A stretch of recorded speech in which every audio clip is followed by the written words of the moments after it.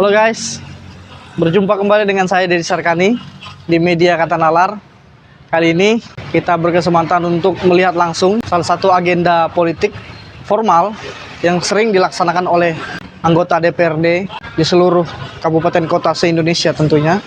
Ini adalah agenda reses yang kita tahu merupakan satu agenda di luar daripada masa sidang untuk bagi para anggota DPRD terjun kembali ke masyarakat, melakukan kunjungan ke daerah pemilihannya untuk menyerap aspirasi, menjaring semua semangat, keluhan, dan segala macam problem yang ada di masyarakat.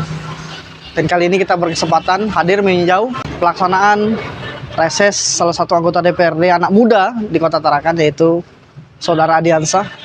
Nah, mari ikuti agendanya.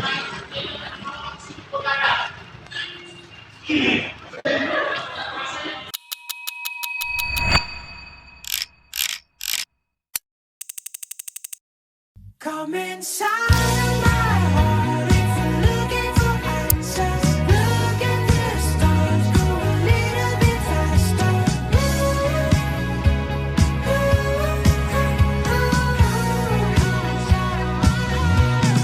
Come inside of my heart if you're looking for answers. Look at the stars, go a little bit faster.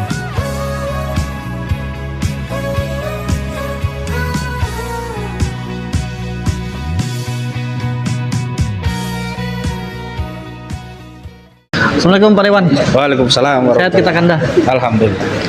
Boleh wawancara sedikit? Boleh, silahkan. Izin Pak Dewan. Ini kan agenda reses kita pertama di tahun ini ya. Ya. Kalau dari kita sendiri memaknai reses itu seperti apa Pak Dewan? Jadi reses ini adalah masa rehab sidang di mana kita bertemu masyarakat mendengar untuk menerima aspirasi-aspirasi masyarakat sebelum nanti kita akan melakukan penampungan aspirasi. Nanti akan kita rapatkan kembali apa-apa yang akan kita perjuangkan. Sejauh ini untuk kali ini kita resesnya di tempat ini dengan audiensinya mahasiswa anak-anak muda ya? Ya. Muda.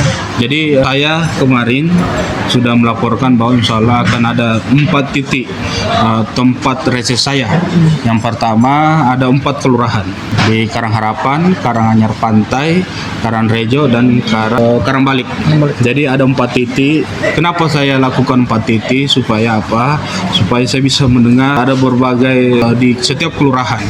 Supaya ini upaya saya untuk meratahkan aspirasi-aspirasi itu, karena prinsip saya bahwa setelah kita menjadi anggota dewan bukan menjadi satu titik saja fokusnya, fokusnya bisa di berbagai titik.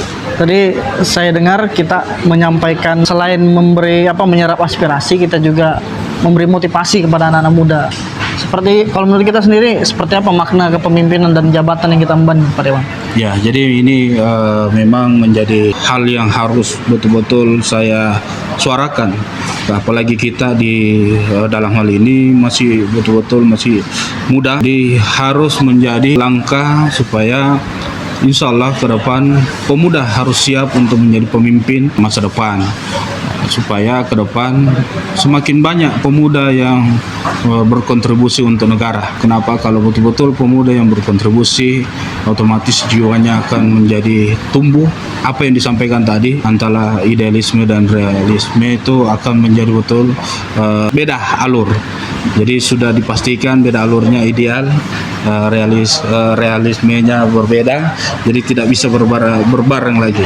Jadi masing-masing. Artinya integritas terjaga. Dan anak muda ini adalah aset masa depan. Iya, karena anak muda akan menjadi, apalagi gen set sekarang ini betul-betul harus diperhatikan. Mungkin begitu. Siap, terima kasih sebelumnya. Terima kasih banyak. Sehat-sehat kita. Alhamdulillah. Ya.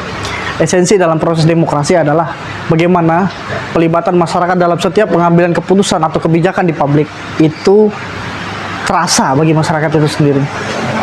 Masyarakat harus didengarkan aspirasinya, keluhannya, permasalahan-permasalahan sosialnya. Karena itu setiap pejabat publik wajib mengetahui, memahami perasaan rakyat, apa dinamika dan persoalan-persoalan yang dihadapinya. Dan itu juga menjadi satu bagian dari esensi dari kegiatan reses itu sendiri. Karena itu kita semua wajib untuk bagaimana mengawal setiap proses kebijakan. dan setiap aktivitas yang dijalani oleh setiap pejabat publik, utamanya anggota DPRD. Karena itu, mari kita sama-sama mengawal setiap proses kebijakan, setiap aktivitas dan agenda-agenda publik yang dijalani oleh setiap pejabat publik. Sampai jumpa lagi di media Kata Nalar. Ikuti terus channel kami. Assalamualaikum warahmatullahi wabarakatuh.